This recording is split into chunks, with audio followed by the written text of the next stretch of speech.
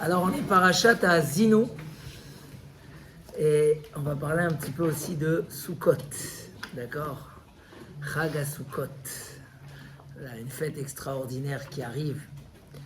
Alors dans cette paracha c'est marqué Ya'arov kamatar likri tizal katal imrati. Mes paroles, ma Torah, elle va pénétrer comme de la pluie. La pluie quand elle tombe par terre, c'est très fort. Tizal katal imrati, Michael. Tizal katal imrati, comme de la rosée. Mes paroles, c'est comme de la rosée. Donc il y a deux aspects dans la Torah. Un aspect pluie, très fort, et un aspect rosée. Hein, la rosée, c'est doux, ça donne le sucre aux fruits, c'est... Voilà. Et Bémet, difficile de comprendre cette comparaison. Rashi dit une comparaison simple. De même que la pluie, c'est la vie pour le monde. Hein, sans ça, il y aurait une pénurie, pas que d'essence, mais une pénurie de blé, etc. La même chose, la Torah, c'est Chaim Laolam. La Torah, c'est la vie pour le monde. Ça, c'est une explication. Bon, il y a beaucoup de choses qui peuvent être comparées à la vie. Le Gaon de Vilna, et on verra qu'est-ce qu'il veut dire, il dit que de même que la pluie, ça dépend sur quoi elle tombe.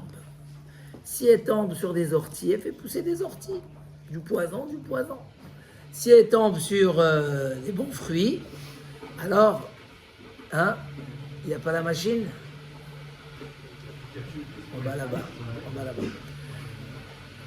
Hein, il dit la même chose. Des fois, tu vois un homme, malheureusement, qui a étudié la Torah, mais qui se comporte très mal et qui vole de l'argent et des trucs comme ça, etc. Ne t'étonne pas. Quand tu viens, quelqu'un qui vient étudier la Torah, ça donne grandeur. Mais un homme qui est tout tordu et qui ne veut pas se faire influencer par la Torah, juste il étudie la Torah pour le plaisir ou pour l'honneur, etc., ça peut au contraire développer les orties qu'il y a en lui. C'est incroyable. Parce que normalement, Hamaor Sheba, la lumière de la Torah, ramène la personne au bien. Hein, c'est même marqué que Baït Sheni, dans le Beth Hamikdash, ils étaient Rechaïm à la fin, avant la destruction. Mais s'ils avaient continué à étudier la Torah, ils se seraient transformés. Mais ça, c'est dans quelqu'un qui étudie la Torah pour écouter son message. Donc on a un terrain labouré bien, la pluie est tombe, il fait tchouva, il évolue, etc. Mais un homme qui est tordu et qui veut rester tordu, alors au contraire, il va utiliser cette force de la Torah pour ses erreurs. Ça, c'est deux explications, et il y en a d'autres. Mais venez, ça va nous permettre un petit peu de rentrer un petit peu aussi dans l'esprit de la fête de Sukkot. Sukkot, pourquoi on fait la Soukha? C'est marqué que c'est important de dire la raison. Les Ma'an Yedou Dorotechem, qui bat Sukkot au Shavti et Bnei Israël. Il faut le dire dans la Soukha. Pour que les générations sauront que j'ai fait asseoir les Bnei Israël dans la Soukha. C'est quoi ces Sukkot? Première explication, les nuées de gloire. Deuxième explication, ils se sont fait des Sukkot à la sortie d'Égypte. Hein, Rabbi Akiva, il dit dans la Gemara, parce que les Bnei Israël dans le désert, ils se sont fait des Sukkot. Alors c'est quoi le miracle? Pourquoi il faut faire? D'autant plus que dans la Torah, l'histoire des Sukkot, elle n'est pas mentionnée. C'est rien que marqué, il faut faire la mitzvah de Soukha, hein, parce que je vous ai fait assis dans des Sukkot, ou parce que je vous ai permis de vous asseoir dans des Sukkot. C'est jamais marqué dans la Torah. Hachem, il a fait sortir les Bnei Israël, et il les a aidés à faire des Sukkot. C'est pas marqué. Donc il y a quelque chose qui nous échappe un petit peu dans la Soukha qu'on est en train de préparer. Et on aura l'occasion d'en parler un peu plus. Mais il y a ici un message très intéressant. C'est quoi ces Sukkot? Surtout selon la vie, que c'est Sukkot Mamash. Et que c'est eux qui les ont fait, alors qu'est-ce qu'on vient rappeler? On voit aussi que la mitzvah de Soukha, quand les nations vont venir après la venue du Mashiach, hein, ce qui est raconté dans Gemara Soukha. Je peux l'asseoir un café? Oui, je vais dire. Dans Gemara Soukha, quand va venir le Mashiach, c'est marqué là-bas, qu'est-ce que c'est marqué là-bas? Que les nations vont dire à Hachem, c'est pas juste. Nous aussi, on veut de la récompense. Il leur dit, j'ai pas quoi vous donner. Ils ont dit, mais tu nous as pas donné les mitzvot. Oui, je vous ai proposé les mitzvot. Alors ils insistent, oui, mais tu nous as pas forcé. Ok, je vous ai pas forcé. 3 sucrètes. Hein? Tu nous as pas forcé. Et à la fin, Hachem, il veut pas qu'ils se plaignent. Il leur dit, allez, donne-nous maintenant une mitzvah. C'est pas trop tard. Bon, Hachem lui dit, vous savez quoi, je vous donne mitzvah Tsouka. Il leur donne mitzvah Tsouka. Et quelques minutes après qu'ils ont construit leur soukot, Hachem, il fait sortir le soleil dans toute sa puissance. Il fait trop chaud, ils n'arrivent plus à supporter. Il donne un coup de pied à la souka et ils sortent. Et Hachem, il dit, quelque part, c'est difficile de ne pas rire de cette situation. La Gemara demande, mais nous aussi, on sort quand il pleut dans la souka. Il dit, nous, on sort avec la tête baissée, on a de la peine, ah là là, il pleut. Voilà, cette année, on est content c'est prévu du beau temps. On sort, oui, on sort, parce qu'on ne peut plus la faire, mais on sort, Be'achna. Alors que eux, ce qu'ils vont faire, c'est qu'ils vont sortir avec un coup de pied, ils vont dire, ça ne nous intéresse pas. Ça ne nous intéresse pas. Oui, mais ça y est, tu as vu. Il y a ici un très très beau Maharal Miprak. Et je le dis en bref, il faut beaucoup le développer, on n'a pas tellement de temps. Mais il y a ici un message extraordinaire. La souka, c'est sortir dans un endroit qui n'est pas protégé. Ni du soleil, ni de la pluie, ni des voleurs, ni de toutes les autres choses. On sort dehors. C'est laisser un confort, une sécurité pour aller dehors. Mais c'est quoi la sécurité qu'il y a dans la souka? S'il a des mehemnuta, l'ombre d'Akadosh Baruch. Donc la souka, c'est accepter de changer de stratégie, changer de vision des choses. Toute l'année, on est dans notre sécurité, on croit, entre guillemets, qu'on est protégé par nous-mêmes, par notre maison, par notre richesse, par notre confort. Donc, on est assis dans un confort matériel, entre guillemets, même si un juif, il sait toujours la vérité, mais il peut s'oublier un petit peu, et ça nous donne un esprit de vie, une ashkafa, comme on dit, une vision des choses, le confort de la matière et le confort naturel. Et là, Soukot, on va confirmer et se reprojeter dans quelque chose de nouveau. Il n'y a aucun confort dans la matière. Il n'y a aucune sécurité dans la matière. Aucune. Il n'y a aucune vision dans la matière. Comment il dit le roi David, ne sois pas jaloux quand un homme s'enrichit. Kirbe kevot beto, dès qu'il a plein d'honneur. Kilo bemoto ikachakol. Il ne prendra pas après sa mort. Tout ça. Lo yered acharav kevodo. Son honneur ne descendra pas après lui. Donc c'est quoi la vision spirituelle? C'est une vision plus éternelle, spirituelle, vers Akadosh Baruch, qui fait que même notre confort matériel est qu'un moyen. Maintenant là, c'est pas facile. Là, on rentre dans l'esprit profond d'un homme, où il a construit sa vision de la vie. Est-ce que vraiment c'est ça sa vision de vie? Sauf qu'il oublie un petit peu de temps en temps, et il faut lui rappeler, ou il n'est pas capable de changer de vision. Il n'est pas capable. J'étais hier dans 2 magasins. Dans le premier il m'a dit ouais, j'adore Kippour, vraiment, même si je ne suis pas très religieux. Et il dit mais Kippour, tu rentres dans une sphère d'Hachem, de prière. On est toute la journée en train de prier, on crie. Où tu as vu ça? Qui c'est qui va aujourd'hui toute la journée? On n'a pas mangé, on crie. Il faut voir Anéhila. Je ne sais pas comment c'était dans chacun où il a prié, mais Anéhila, ça criait, ça va, c'était incroyable. On est dans une sphère de... On est capable de déconnecter du corps et de devenir comme des anges. Kippour, on est comme des anges. Ni on mange, ni on boit, pas de chaussures, que des tfilotes, que de la gdoucha. Et franchement, maman, ce juif-là, il m'a dit, j'adore Kippour. J'étais dans un autre magasin, il m'a dit, ah, ça y est, l'année prochaine Kippour. Je lui ai dit, qu'est-ce qu'il y a? Il m'a dit, Ah, c'est trop dur, j'aime pas Kippour, j'arrive pas avec Kippour. Bon, j'imagine que celle qui m'a dit ça n'était pas toute la journée à la synagogue, elle a dû aller à Naïla, elle a jeûné toute la journée à la maison. Mais c'est quoi l'épreuve entre? C'est est-ce que ta vision elle reste bonne ou pas? Quand Hachem il donne aux nations la soukha, c'est pas une question. Ils veulent, ils voient le mérite que Hachem il commence à donner au monde et ils veulent. Pourquoi un homme il lâche quelque chose qu'il veut?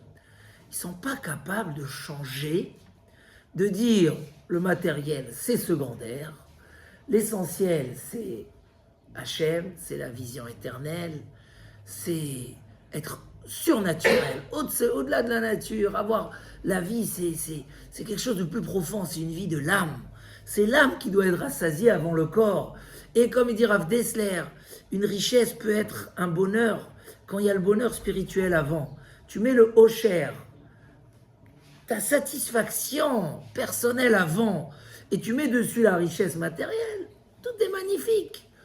Hachem ne nous a pas dit de laisser la soukha de la maison toute l'année.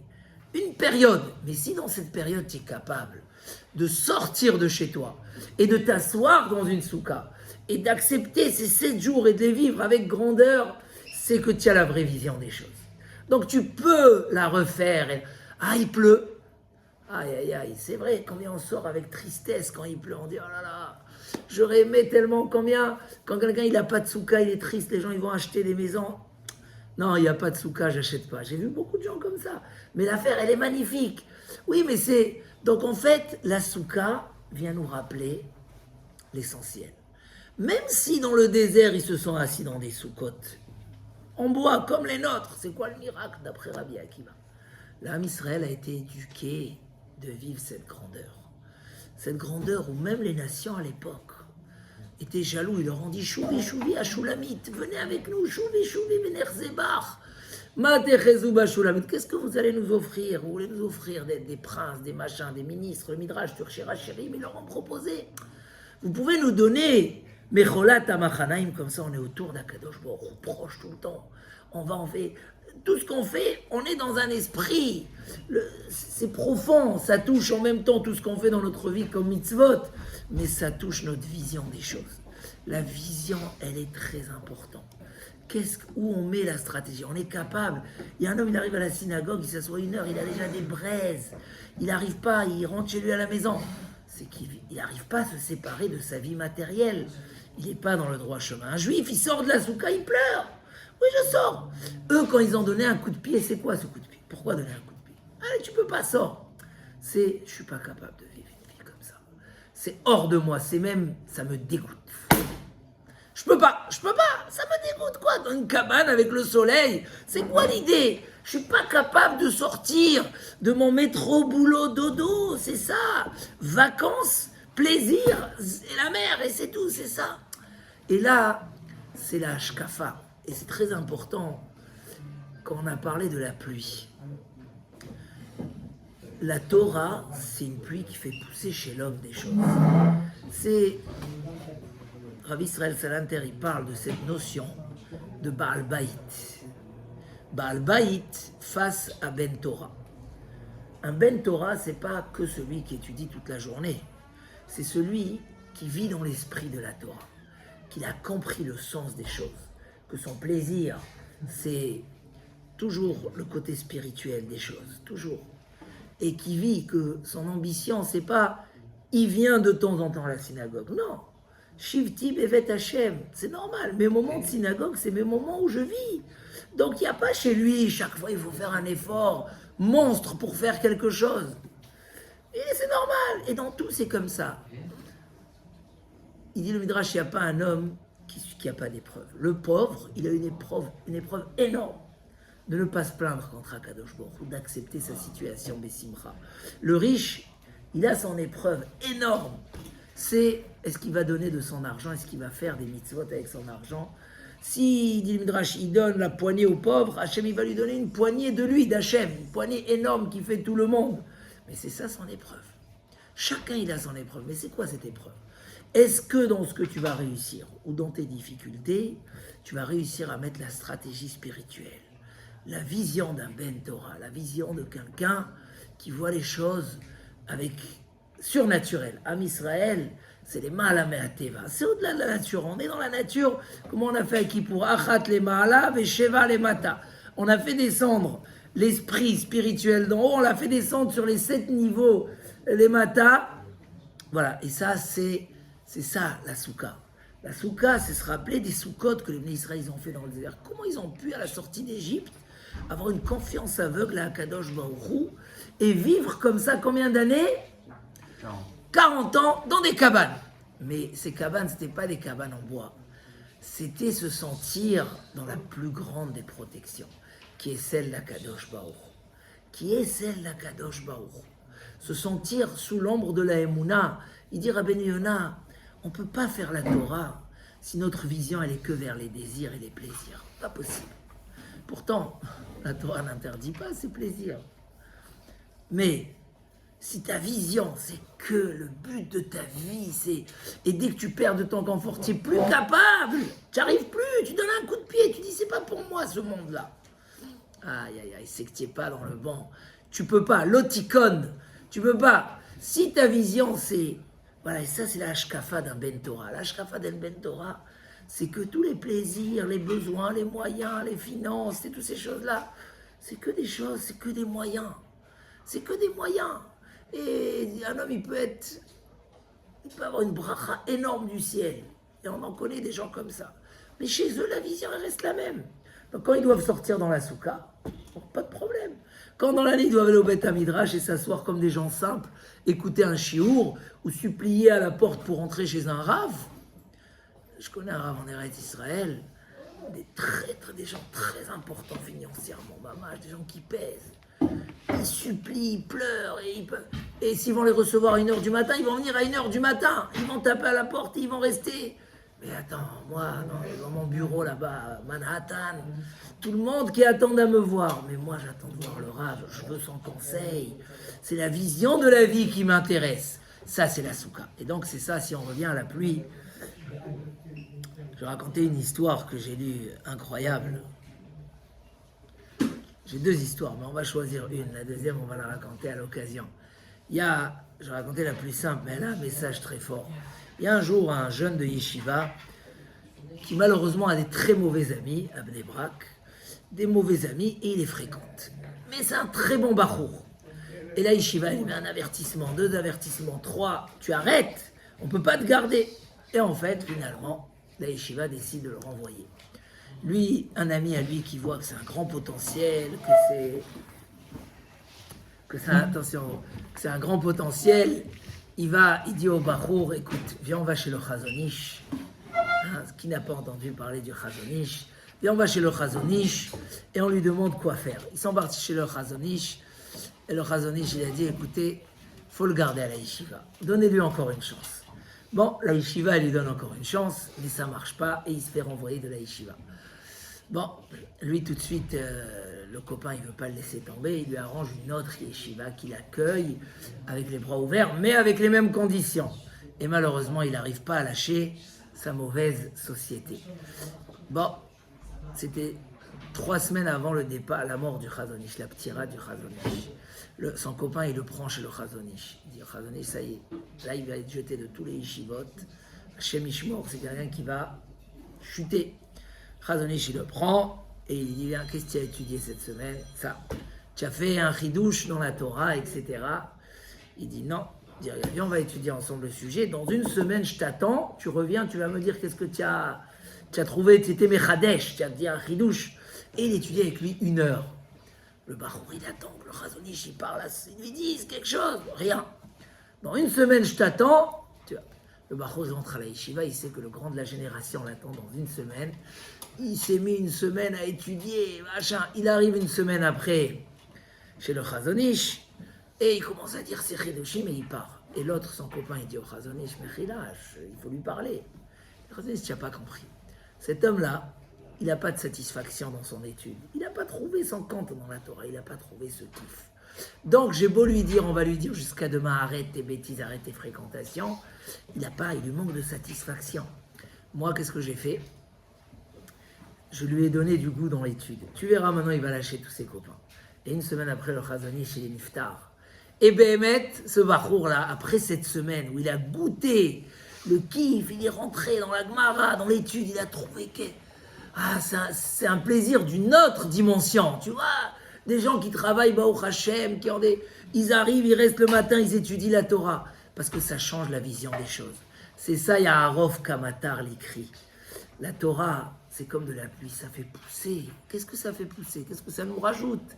Quand tu étudies, c'est pas que tu étudies un message. Quand on étudie la Torah, ça fait pousser en nous des vrais likris, c'est mes messages. Tu comprends le vrai message de la vie, le vrai sens de la vie, le vrai bonheur de la vie. Tu trouves, j'ai raconté ici plusieurs fois de quelqu'un qui est très réputé en Eretz Israël, qu'après qu'il a fait une conférence à des milliers de personnes et il est descendu, il s'est senti pas bien comme ça, il a senti un sentiment. Il dit, mais pourtant, il sortait d'une conférence où des milliers de personnes l'ont entendu. Il est parti chez une grande personnalité pour lui demander, qu'est-ce qui se passe? Pourquoi quand je finis un cours comme ça? Il dit, parce que quand on a tout eu de l'extérieur, il se passe comme ça une réflexion personnelle. Et qu'est-ce que je suis, moi, par rapport à tout ce que j'ai fait? Ok, de l'honneur, de l'argent, du kavod, tout ce que tu veux pas. Il y a un vide qui s'installe. Et qu'est-ce que je suis, moi? Et beaucoup de gens ont fait tchouva par ce sentiment-là, parce qu'ils ont compris qu'avant de faire, avant d'avoir, il faut d'abord être. Et ça, c'est la hashkafa de Sukkot, c'est nous rappeler qui on est, où on est, c'est quoi nos valeurs, c'est quoi le vrai bonheur. Et à partir de là, Bezrat Hashem, on arrive à des choses extraordinaires. Chazak, Chazak, Bénit Chazak.